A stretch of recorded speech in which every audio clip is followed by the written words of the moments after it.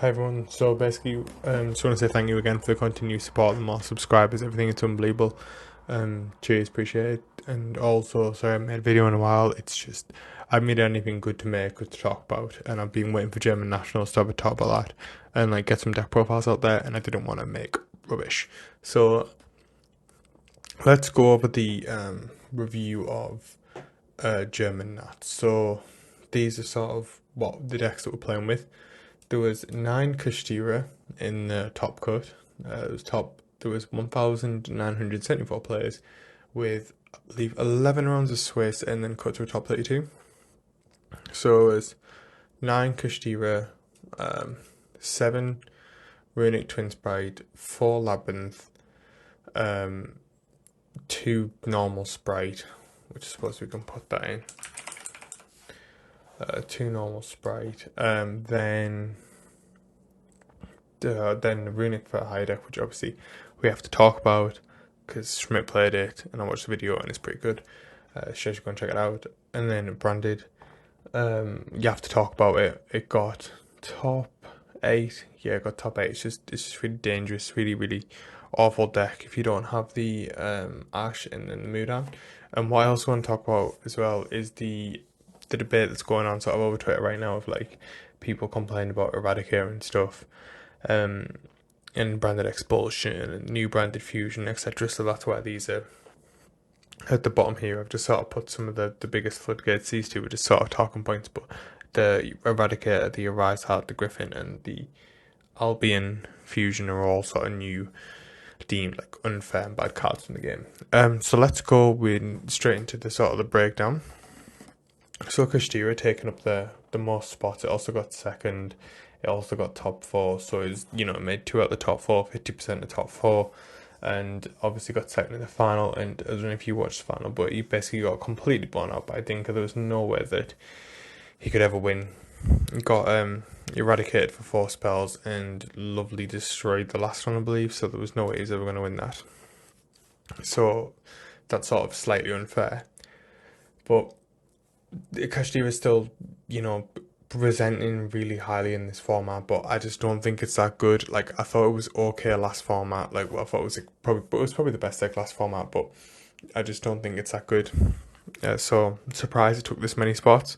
But then I feel like we're playing with like tier 1.5 decks at the moment. There's nothing like anything really sort of really good. Anything that does anything too unfair. Obviously outside of like Rika and branded when they fully get going, but if you Ash the Soul and burn the Mudan or Ash the branded fusion, there's a lot of things you can do. There's a lot of counters to it, so I just don't think anything's too oppressive right now. Runic Twin Sprite, really popular deck. It's always going to be popular in Germany because of Schmidt. I think it's a really good deck. I think it's one of the best decks of the format. I think the best decks of the format, like for a tournament like this and for Euros, is probably either Live Twin Sprite or Runic for a higher. The Fur Higher deck is pretty good, but I don't know. They talk about a lot of ways you can play around the different ways, like with the sprint and what have you. But I feel like it just loses to Ash so much more than like anything else that makes it a lot weaker. So I don't know if I really like it. And then obviously we'll talk about Labyrinth. They won the event. Furniture or non-furniture, the deck's still pretty scary. I mean, if you can put up enough floodgates to the point where your opponent can't play and you just summon in 3,000 monsters, it's only a matter of time before you accrue too much advantage. It doesn't matter even if you top it out to the floodgate, you're never getting back into the game. So that's important. Sprite. This is just like the pure Sprite, sort of the Dinka. Not Dinka, Dinkang farm. His deck build. And then explosion can count like the Sprite Lighten build as well, so like without the runics. They're not exactly the same, but they're sort of a similar thing. Like instead of playing beavers, you're playing Sprite monsters. Having Sprite's pretty dead in the water on its own as a pure deck, especially with the Melvies. I don't really like it anyway. It's got enough follow up, and then Lighten Sprite on its own. I'm just not really that big of a fan, to be honest, because I feel like you're relying so much on an engine.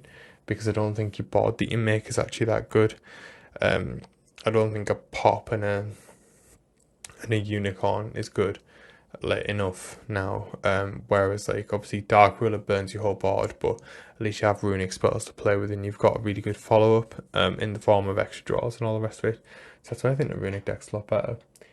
Looking at the Fur Higher deck, I don't know, I just feel like I have a bit of a problem with the deck where if you don't open like Rex Blue or like exactly what you need, um, it becomes very funneled like plays. So you know you have to do the sprint play that Schmidt was on about, but then you lose a lot harder to Ash. So I don't really know. I don't know if I really like a deck that sort of loses that much stuff. But the advantage is that your side is a lot better. I think it really suggests you go and watch a Schmidt video because it's sort of fresh in my mind. I've just watched it. He plays like Magnamute, the Retaliating Sea and Nib, which are obviously all really good cards that don't conflict with the runic stuff because with the high stuff because you want bodies on the board to make Folgo, but they do conflict with the live twins because you want to clear that board before you summon a live twin. Then we'll just have a brief talk about Branded. Branded again, just so scary. There's too much interruption it can do. It can put up Dragoon. Dragoon can be really hard to out. Yeah, it's a tough deck. It's a tough one, but then obviously it bricks a lot. It has to play a lot of cards, and it can just outright lose if you just can't play with one specific thing. And obviously Ash on Branded Fusion is still broken. Then into Mudan. So showing like the weaker cards, if you just Ash the Summon or Imperm the Mudan, or start off with a Runic Destruction on the Concon, like this deck, it's a lot more manageable. But what did happen to me at the weekend when I was playing locals was I literally just got absolutely blown out by this deck. There's nothing I could do. Just basically, he went first 4 comboed me, I went first 4 comboed him, he went first 4 comboed me, and then we lost. So it was just watching each other combo for a little bit. So that's the recap of the Nats. That's the best data we have going into Euros. Obviously, we'll get some more information on Euros the closer we get. If there's other regionals going on, I'm just not 100% sure if there actually is any. But either way, I think everyone will be keeping the best ideas under wraps till Euros now. But let's have a look. So let's settle this really bad for the game debate. Cards like Eradicator, they're just so reusable. I don't like them. I don't want to play a card that just can completely end the game on the spot. I don't want to have that played against me. I don't want to play it myself either. Because Eradicate is almost searchable. I know it's like technically not, but it like because Curious is banned because you could Curious Griffin, but you can play free if you really want to. You can play free Eradicator and you can play free Traptic, and then if you don't want to play Prosperity, because you've got a deck that draws, it's like you're going to be Runic and you're going to be drawing 3s. So you're basically going to have 8 cards after you've thinned your deck out, and then it's going to be like, I don't know, a 6 in 25 chance of seeing an Eradicator off it, and then you get to draw 3. So it's really high probability of seeing an Eradicator, like well over 50%. So you can just blow out 50% of your games when you're going first to the point where there's nothing your opponent can do. So it's not really very good. It's just not healthy for the game. Floodgates like a Rise Heart, really annoying, especially when it's got a Goliath on it. I think this is only ridiculously broken when people are doing like a full combo of a normal board and then just somehow worming the way into making a Rise Heart at the end. That'd be frustrating. But that's not too bad for me at the moment. I think limiting to one's pretty good because at least once they've done one, it's gone. Griffin can be hard to set up, but again, it's just a degenerate floodgate that just funnels plays into one avenue. And if you've got like one interruption or anything like that, you can just use that one interruption on the first link that they summon, and then they can't play anymore. So it puts them on like they have to draw non-engine, which just isn't a good way to play the game. Then we'll go into the Albion Fusion, like Albion, the Sanctified Dragon. This is basically Branded Expulsion 2.0. It's not quite as good, but it does effectively the same thing. So it can enable the Gimmick Puppet Lock, which is just super annoying if that goes off.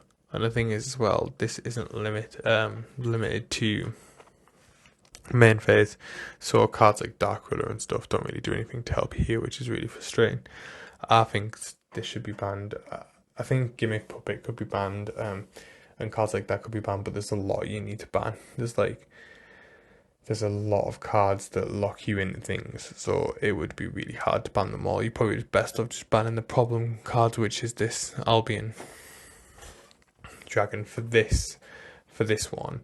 But I think Eradicator just needs to go anyway, because it's just going to be a matter of time before it comes up. Like, all the barrier statues are going to be a problem at some point in the game. It's just a matter of time. Rika Concon, this was just sort of my put the mood and sort of talk about it. The deck is basically being described as math mech now, where if they just get to do what they want, it's almost entirely locking you out. But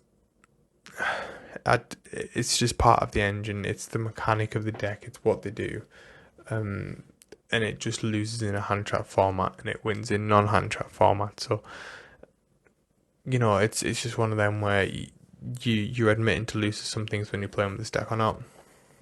And then Folgo for the Renix is just like basically using the draw mechanic, which is annoying. Once it gets going, it's really hard to stop. But again, I don't think this warrants ban. Anyway, I hope you enjoyed. Hope you appreciate the recap and appreciate the discussion as well. Cheers, thanks for watching.